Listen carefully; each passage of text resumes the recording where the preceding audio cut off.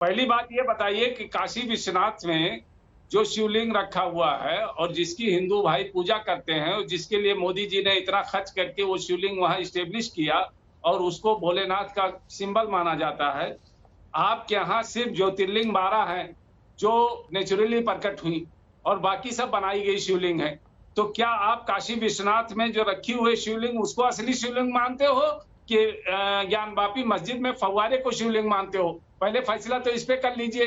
दूसरी बात यह है कि आप जो है एक नाजायज तरीके से लीक वीडियो को लेकर आप उस पर डिबेट करा रहे हो, क्योंकि जुलाई तक अब कोई बहस होनी नहीं इस पर, तो इसलिए आप मीडिया ट्रायल करा रहे हो। आप जो है फव्वारे को शिवलिंग कह रहे हो और हिंदू धर्म के लोगों को गुमराह कर रहे हो, और गुमराह करके आप जो है ये बताना चाहते हो कि ये शिवलिंग है, ये मंदिर है। मान लिया कि ये तो मैं मानता हूं, अगर ये मैं कह रहा हूं कि अगर ये मस्जिद किसी तरह से बनाई गई हो, फिर भी प्लेसेज ऑफ वर्शिप एक्ट 1991 ये कहता है किसी तरह से भी बनाई गई हो मतलब क्या है? जब तक ये कानून आपने मान लिया ना, आपने तो मान लिया ना मन्नान साहब। अब देखिए आप तो मान रहे हैं, ये कानून रहेगा, आप मान रहे हैं, आ गए ना अब उस लाइन पर 1991 इसी वजह से अटके हुए उसी पर। प्लेसेज ऑफ वर्शिप सर तस्वीरें झूठ नहीं बोलती, तस्वीरों के लिए शब्दों को गढ़ने की जरूरत नहीं पड़ती है। मैं तो आपसे सवाल पूछ रही हूँ और गौरव भाटिया जी से मेरे सवाल। गौरव भाटिया जी आप बोलिएगा, लेकिन विष्णु जैन जी भी इस वक्त हमारे साथ जुड़ चुके, सीधे उनका रुख करते हुए। विष्णु जैन जी, मामला तो अभी अदालत में है, एक तो बार बार ये वीडियो लीक कैसे हो गया इसको लेकर सवाल खड़े कर रहे हैं, वहीं दूसरी तरफ इनका ये कहना है कि चाहे जैसे भी बनी हो मस्जिद, अब तो 1991 का एक्ट लागू है, और उनका यह भी पूछना है कि जो अभी काशी विश्वनाथ टेम्पल में वहां पर शिवलिंग है, आप उसको असली मानेंगे या ये जो मिला है इसको असली मानेंगे? इस पर क्या है जवाब आपका?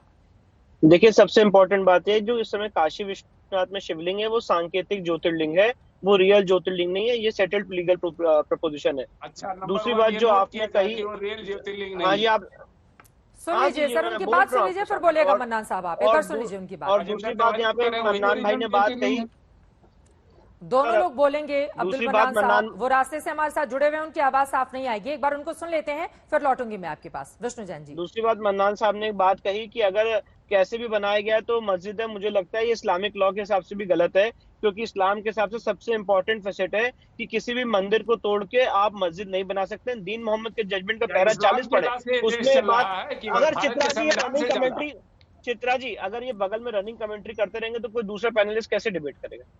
मैंने आपको सुना सर, मेरी बात सुनिए, थोड़ा धैर्य रखिए, थोड़ा धैर्य, मैंने बोला भी नहीं सर। और देखिए, मैं ये कहना चाहता हूँ, दीन मोहम्मद के जजमेंट में पैरा 40 में स्पष्ट रूप से लिखा हुआ है कि आप मंदिर को तोड़ के मस्जिद नहीं बना सकते। उस जजमेंट को भी ये मानते हैं। तीसरी महत्वपूर्ण बात, जो लीकेज की बात की गई है, चित्रा जी मैं कहना चाहता हूँ, यहाँ पे हमारे सीनियर एडवोकेट गौरव भाटिया साहब भी बैठे हैं। आज हम उस ज्यूरिस्प्रूडेंशियल एरा में जी रहे हैं जहाँ पे कोर्ट की प्रोसीडिंग्स भी लाइव टेलीकास्ट होने की बात हो रही है। गुजरात हाईकोर्ट फर्स्ट हाईकोर्ट है इस देश का जिसने कोर्ट की प्रोसीडिंग्स को लाइव टेलीकास्ट किया है। और जो स्वप्निल त्रिपाठी का जजमेंट है उसका पैरा 107 क्या कहता है कि लोगों को कोर्ट की प्रोसीडिंग्स जाननी चाहिए, सारे डॉक्यूमेंट जानने चाहिए कि वो पब्लिक ओपिनियन बना सके और कोर्ट की प्रोसीडिंग में पार्टिसिपेट कर सके। सबसे इंपॉर्टेंट प्रपोजिशन ऑफ लॉ क्या है? ये जरूरी नहीं है कि न्याय हो, ये जरूरी है कि ये देखा जा सके कि न्याय हो। Justice must not only be done but it should have been seen to be done. और इसीलिए अगर आप स्वप्निल त्रिपाठी का जजमेंट देखेंगे तो उसमें सारे प्रपोजिशंस ऑफ लॉ लिखे हुए हैं। और मैं एक बात कहना चाहता हूं, ये पब्लिक डॉक्यूमेंट है, ये कोई सीक्रेट डॉक्यूमेंट नहीं है। कोर्ट ने ये नहीं कहा था कि एडवोकेट कमिश्नर अपनी रिपोर्ट सील कवर में दे, ना कोर्ट का कोई गैग ऑर्डर था मीडिया के ऊपर या किसी के ऊपर। तो अगर लीक हुआ है तो उसका जो भी कॉन्सिक्वेंस है वो कोर्ट देखेगा, उसको तय करेगा सीपीसी के तहत जो भी व्यवस्था बनी हुई है ऑर्डर 39 में।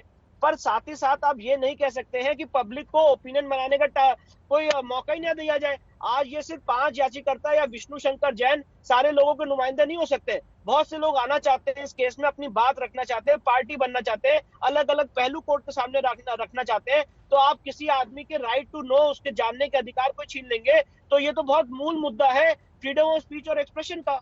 इसीलिए चित्रा जी मैं कहना चाहता हूं, लीक हुआ वीडियो, अब जो लीक हुआ है उसके जो कॉन्सिक्वेंसेज वो फ्लो करेंगे। पर आप ये नहीं कह सकते कि इस लीक वीडियो पे चर्चा ही ना हो, लोग बात ही ना करें। अगर वहां पे आप शिवलिंग को फव्वारा बता रहे, हमारी आस्था के साथ खिलवाड़ कर रहे हैं, तो लोग बोले ही ना, सिर्फ और सिर्फ जी।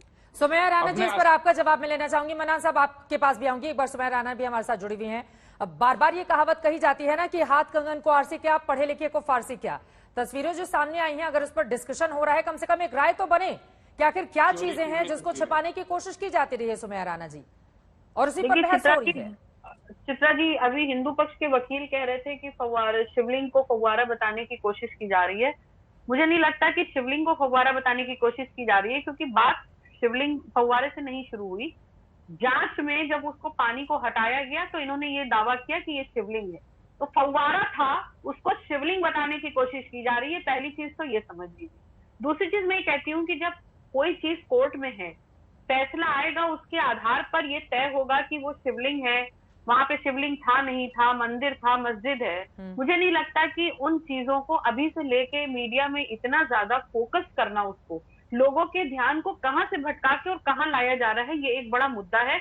और ये कुछ दिनों बाद ये निकल करके सामने आएगा। आज ज्ञान, पहले बाबरी मस्जिद की बात चल रही थी, फिर ज्ञान वापी पे आ गए, मथुरा का मामला भी चल ही पड़ा है, कुतुब मीनार आ गया, ताजमहल आ गया, लखनऊ की एक मस्जिद है हुसैनगंज में, उस पर दावा हो रहा है कि शिवालय है। मैं ये कहना चाहती हूँ कि सारी आस्था, सारे भगवान या शिवलिंग या जो भी आप कह लीजिए, हिंदुओं की क्या मुसलमानों ही क्या इर्द गिर्द ढूंढते ही इतने साल अंग्रेजों ने राज किया। कभी विक्टोरिया मेमोरियल की खुदाई करने के लिए नहीं किसी ने प्ली डाली कि देखें उसके अंदर कितनी मूर्तें निकल रही हैं। इतनी दिन अंग्रेजों ने राज किया, कभी किसी चर्च की खुदाई आपको डालना चाहिए। क्यों मुसलमानों के टारगेट करी? मैं क्यों करूंगी भाई? मैं, जो हिंदू पक्ष है वो करेगा। अगर उसका मस्जिद के ऊपर शक है तो कभी इन चीजों पर भी शक चला जाना चाहिए, लेकिन आपको टारगेट मुसलमानों को करना है इस देश में, इसलिए इस तरीके की फालतू की बकवास की जाती है और लोगों का ध्यान को भटका के दूसरी तरफ लाना। और दूसरी कोर्ट की बात चल रही है, आप ही बोल रही हैं एंकर साहिबा कि कोर्ट ने कहा कि ये वीडियो जो है लीक हुआ है, ये नहीं दिखाना चाहिए था। फिर आप कैसे दिखा रही हैं ये वीडियो? ये न्यूज चैनल्स कैसे दिखा रहे हैं ये वीडियो? मीडिया का तो काम ही है मैडम, मीडिया भी अगर छिपाने लगेगा तो सच कैसे सामने आएगा? दिक्कत दरअसल ये होती है, सुनिए ना मैम, एक सेकंड सुन लीजिए, मेरी बात सुन लीजिए। कोर्ट का पूरा सम्मान है और इसी वजह से मैं कह रही हूँ कोर्ट जो भी फैसला करे, 4 जुलाई को फैसला आएगा, सब उसका सम्मान करेंगे, लेकिन मीडिया का काम ही है जो चीजें छिपाई जाती हैं उसको देश के सामने रखना। ये मीडिया की जिम्मेदारी भी है और आज तक पूरी जिम्मेदारी के साथ वो तस्वीरें देश के सामने रख रहा है।